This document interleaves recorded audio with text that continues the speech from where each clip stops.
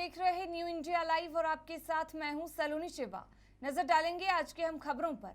CM Yogi Adityanath ने शुक्रवार को प्रदेश में अटल आवासीय विद्यालय योजना की शुरुआत की है। इस पर एक संवाद कार्यक्रम का आयोजन किया गया, जिसमें शिक्षक, नवनियुक्त प्रधानाचार्य और बच्चों से उन्होंने संवाद किया। सीएम ने इस दौरान बच्चों को एडमिशन किट भी बांटे। संवाद कार्यक्रम के दौरान सीएम योगी ने कहा कि स्वर्गीय अटल जी कहते थे कि दुनिया में कोई छोटा बड़ा नहीं होता है, हमें आदमी को इंसानियत की नजर से देखना चाहिए। उन्होंने कहा कि पंडित दीनदयाल उपाध्याय का सपना भी अटल आवासीय विद्यालय के माध्यम से साकार हो रहा है। सीएम योगी ने कहा कि अंत्योदय के प्रणेता के रूप में उपाध्याय जी कहते थे कि समृद्धि का मानक सबसे ऊपर के पायदान का व्यक्ति नहीं, बल्कि समाज के सबसे निचले पायदान पर बैठे व्यक्ति को माना जाना चाहिए।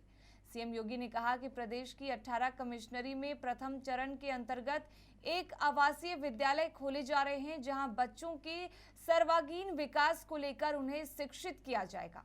उन्होंने कहा कि बेसिक शिक्षा विभाग की तरफ से इस योजना के दूसरे चरण में शेष 57 पदों में भी आवासीय विद्यालय खोले जाएंगे।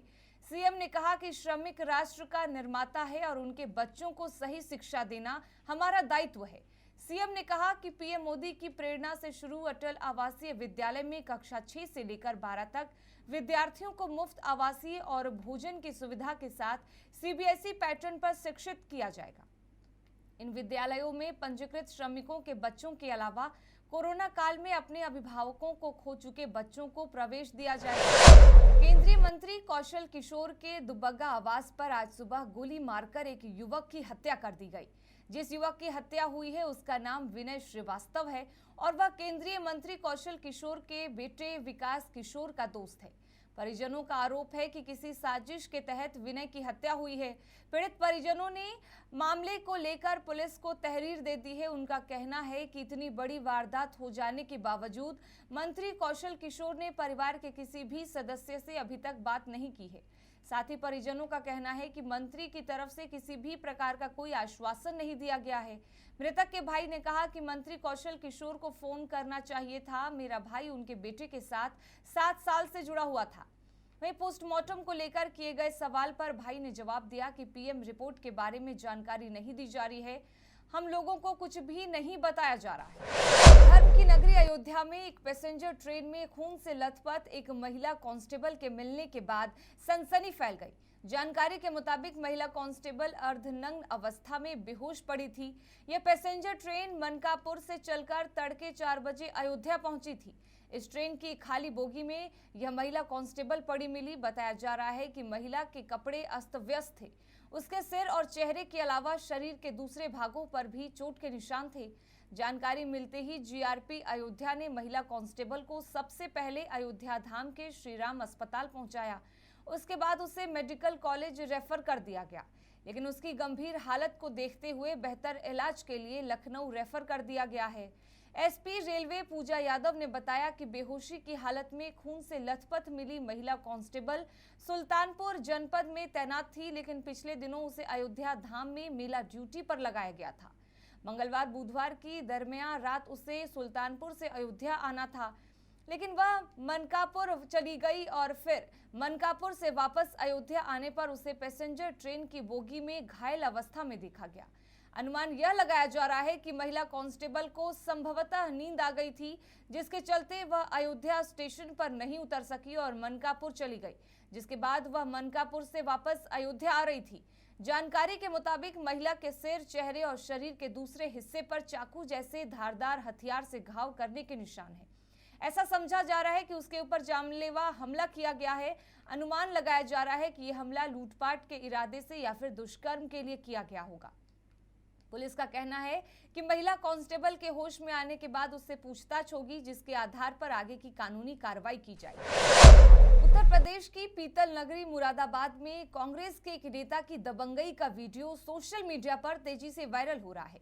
यह वीडियो मुरादाबाद कांग्रेस के वरिष्ठ नेता और पार्टी में उत्तर प्रदेश अल्पसंख्यक प्रकोष्ठ के सचिव अफसर अंसारी का है। वायरल वीडियो में वह फरमान नामक एक युवक से पैर पकड़वाकर माफी मंगवा रहे हैं। इस घटना से संबंधित एक और वीडियो वायरल हो रहा है जिसमें वह फरमान का कॉलर पकड़कर घसीटते हुए अपने घर ले जा रहे हैं। इस घटना को मौके पर मौजूद दर्जनों लोगों ने देखा, लेकिन किसी की हिम्मत नहीं हुई कि वह अफसर अंसारी को रोक सके। सोशल मीडिया में वायरल हो रहे इन वीडियो को देखने के बाद मुस्लिम समुदाय के ही लोगों ने अंसारी की कड़ी निंदा की है। लोगों ने अफसर अंसारी को सलाह दी है कि वह जाकर युवक से माफी मांगे और अल्लाह से तौबा करे। वहीं अफसर अंसारी ने भी इस घटना पर सफाई दी है। उन्होंने कहा कि जिसे पीड़ित बताया जा रहा है वह युवक उनका रिश्तेदार है और उसने बदतमीजी की थी, इसलिए उससे माफी मंगवाई गई। पैर पकड़वाने की बात पर उन्होंने कहा कि वह खुद भी इसके पक्ष में नहीं है, लेकिन वहां मौजूद लोगों ने फरमान को ऐसा करने को कहा था। बता दें कि सोशल मीडिया में वायरल हो रहे एक वीडियो में साफ नजर आ रहा है कि अफसर अंसारी की पार्षद पत्नी शाहीन अंसारी का कार्यालय है। वह मुरादाबाद नगर निगम के वार्ड 52 की मौजूदा पार्षद हैं। कार्यालय में काफी लोग बैठे हैं। इतने में वसीम नाम का व्यक्ति जोर से कहता है कि पहले पैर पकड़ो, दोबारा पकड़ो। वहीं इस मामले में सूफी इस्लामिक बोर्ड उत्तर प्रदेश के सदस्य कशिश वारसी ने ऐसे लोगों को कट्टरपंथी बताते हुए कहा कि पुलिस को इस मामले में स्वयं संज्ञान लेना चाहिए और कांग्रेस नेता और उनकी पत्नी पर कार्रवाई करनी चाहिए। घोसी उपचुनाव को लेकर सियासी घमासान जारी है। घोसी उपचुनाव सीट के लिए भाजपा और सपा ने पूरी ताकत झोंक दी है। इसी बीच समाजवादी पार्टी के डेलीगेशन ने राज्य निर्वाचन आयोग से शिकायत की है। समाजवादी पार्टी का आरोप है कि घोसी उपचुनाव से भारतीय जनता पार्टी के इशारे पर पुलिस और प्रशासन आतंक फैलाने का काम कर रही है। कोपागंज इंस्पेक्टर द्वारा सपा कार्यकर्ताओं को बेवजह डराया धमकाया जा रहा है। भाजपा के पक्ष में वोट करने के लिए प्रशासन हर हथकंडा अपना रहा है। सपा प्रतिनिधि मंडल के निर्वाचन आयोग से कोपागंज इंस्पेक्टर अमित मिश्र को हटाने की मांग की है।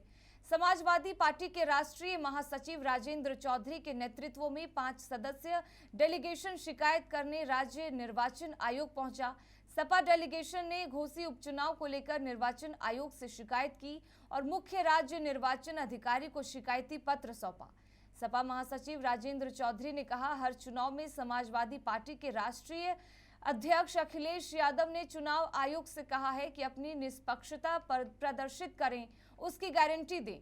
विधानसभा चुनाव, नगर निकाय चुनाव, नगर पंचायत चुनाव और अब घोसी उपचुनाव में भारतीय जनता पार्टी के इशारे पर पुलिस और प्रशासन आतंक फैलाने का काम कर रहे हैं। सपा महासचिव ने कहा कि हमने मुख्य निर्वाचन अधिकारी से कहा है कि वह व्यवस्था करें, क्योंकि वह उनकी संवैधानिक जिम्मेदारी है ताकि वहां पर निष्पक्ष चुनाव हो सके। मतदाताओं को भयमुक्त और संवैधानिक तरीके से मतदान करने दिया जाए, क्योंकि यह निर्वाचन आयोग की जिम्मेदारी है। अमित मिश्रा इंस्पेक्टर कोपागंज द्वारा लोगों पर फर्जी केस लगाया जा रहा है, धमकाया जा रहा है। निर्वाचन आयोग संज्ञान लेकर उनको यहां से हटाने का काम कर रहा है। मुख्यमंत्री पुष्कर सिंह धामी की अध्यक्षता में उत्तराखंड कैबिनेट की बैठक हुई। धामी कैबिनेट की बैठक में 20 से ज्यादा प्रस्तावों पर मुहर लगी है। राज्य आंदोलनकारियों की मुराद पूरी हुई है। आंदोलनकारी और उनके एक आश्रित को आरक्षण मिलेगा। सरकारी नौकरी में 10% क्षैतिज आरक्षण मिलेगा। विधानसभा सेशन में सप्लीमेंट्री बजट आएगा। ये बजट करीब 11,000 करोड़ का होगा। संविदा और आउटसोर्स कर्मियों को भी तोहफा मिला है। चाइल्ड केयर लीव से जुड़े प्रस्ताव पर भी कैबिनेट की मुहर लगी है। सीएम पुष्कर सिंह धामी कैबिनेट की बैठक में 20 से अधिक प्रस्तावों पर मुहर लगी है। कैबिनेट मंत्री सुबोध उनियाल ने बैठक के प्रस्तावों को लेकर जानकारी दी। उन्होंने कहा कि राज्य आंदोलनकारियों के 10% क्षैतिज आरक्षण को कैबिनेट ने अपनी मुहर लगा दी है। इस क्षैतिज आरक्षण से सरकारी नौकरी में 10% का लाभ मिलेगा। मंत्री सुबोध उनियाल ने कहा कि आगामी 5 से 8 सितंबर तक आयोजित होने वाले विधानसभा के मॉनसून सत्र में 11,000 करोड़ के सप्लीमेंट्री बजट को भी कैबिनेट ने अपनी संतुष्टि दे दी है। इसके अलावा संविदा और आउटसोर्स कर्मियों को भी चाइल्ड केयर लीव की सुविधा देने पर कैबिनेट ने अपनी सहमति दे दी। इस वर्ष सावन के पावन महीने में बाबा श्री काशी विश्वनाथ मंदिर में रिकॉर्ड भक्तों ने दर्शन पूजन किया। बाबा श्री काशी विश्वनाथ मंदिर में 2 महीनों के सावन में 1,63 लाख भक्तों ने जलाभिषेक कर रिकॉर्ड बनाया। 2 महीनों में 8 सोमवार होने की वजह से भक्तों की संख्या में इजाफा हुआ। मंदिर प्रशासन भी भक्तों की बढ़ती संख्या को देखते हुए मंदिर में विशेष व्यवस्था कर रखा था। वहीं भक्तों की बढ़ती संख्या के बीच बाबा विश्वनाथ के खजाने में भी वृद्धि हुई है। वाराणसी में जहां एक तरफ सावन के महीने में बाबा श्री काशी विश्वनाथ मंदिर में कांवड़िया और श्रद्धालु करोड़ों की संख्या में पहुंचे, तो वहीं पर्यटक भी काफी संख्या में सावन के महीने में काशी भ्रमण पर आए। सावन के महीने में श्रद्धालुओं और पर्यटकों की बड़ी संख्या से काशी के व्यापारी काफी खुश नजर आए। काशी के व्यापारियों की माने तो श्रद्धालुओं और पर्यटकों की संख्या में वृद्धि हुई है। काशी की अर्थव्यवस्था में काफी हद तक बढ़ोतरी हुई है। ऐसे में व्यापार में प्रतिवर्ष के अनुमान से कहीं ज्यादा व्यापार में इजाफा हुआ है। वाराणसी में बाबा श्री काशी विश्वनाथ धाम के निर्माण के बाद लगातार हो रही सुविधाओं में भी इजाफा हुआ है। भक्तों की संख्या के बढ़ोतरी की वजह से बताया जा रहा है कि मंदिर के मुख्य कार्यपालक अधिकारी सुनील वर्मा की माने तो विश्वनाथ धाम के निर्माण के बाद से लगातार श्रद्धालुओं को विश्वनाथ धाम में सुविधाएं उपलब्ध कराई जा रही हैं। मंदिर में आने वाले भक्तों को आसानी से इस बार सावन में भक्तों को जलाभिषेक करने की सुविधा मिली। सभी भक्त बिना किसी दिक्कत के मंदिर पहुंचते और बाबा विश्वनाथ का जलाभिषेक। 17 सितंबर प्रधानमंत्री नरेंद्र मोदी का जन्मदिन है। इस बार उनके संसदीय क्षेत्र वाराणसी के लिए बेहद खास होने वाला है। प्रधानमंत्री नरेंद्र मोदी के जन्मदिन को सेवा पखवाड़े के रूप में मनाए जाने के दौरान स्वास्थ्य विभाग बनारस के लोगों को बड़ा उपहार देगा।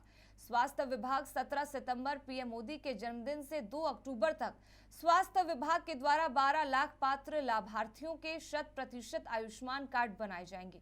इसका ऐलान वाराणसी में केंद्रीय स्वास्थ्य मंत्री मनसुख मंडाविया ने किया।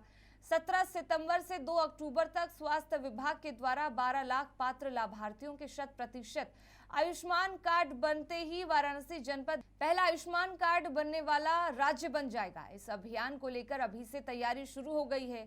इसी को लेकर स्वास्थ्य मंत्री ने वाराणसी के काशी हिंदू विश्वविद्यालय से आधुनिक और नवीन आयुष्मान भारत प्रधानमंत्री जन आरोग्य योजना एप्लीकेशन को लॉन्च किया।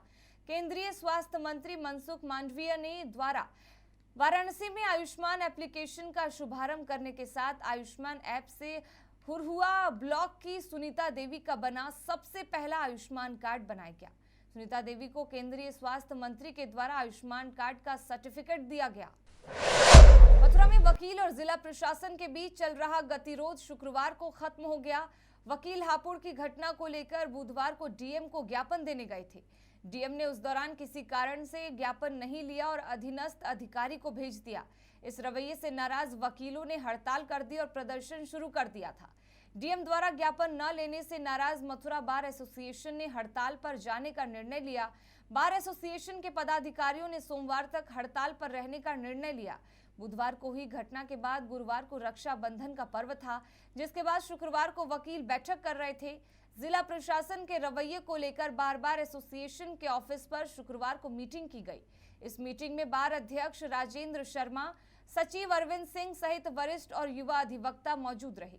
मीटिंग में अधिवक्ता आगे की रणनीति पर मंथन कर रहे थे। वकीलों की जिला प्रशासन के विरुद्ध चल रही नाराजगी को देखते हुए डीएम पुलकित खरे, एसएसपी शैलेश पांडे और city magistrate Saurabh Dubey bar association के सभागार में पहुंचे, जहां सभा कर रहे वकीलों से उन्होंने अकेले में बात की। नाराज वकीलों से बात करने के बाद अधिकारियों ने उनसे ज्ञापन लिया। ज्ञापन लेने के बाद चल रहा गतिरोध खत्म हो गया। फिलहाल इस बुलेटिन में बस इतना ही, लेकिन तमाम खबरों के लिए बने रहें हमारे साथ और देखते रहें न्यू इंडिया लाइव।